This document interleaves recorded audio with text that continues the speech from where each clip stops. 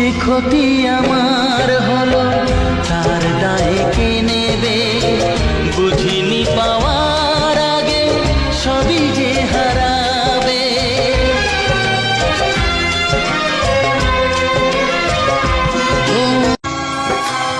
মানুষ যে আজ আর নেই কো মানুষ, দুনিয়াটা শুধু স্বার্থে।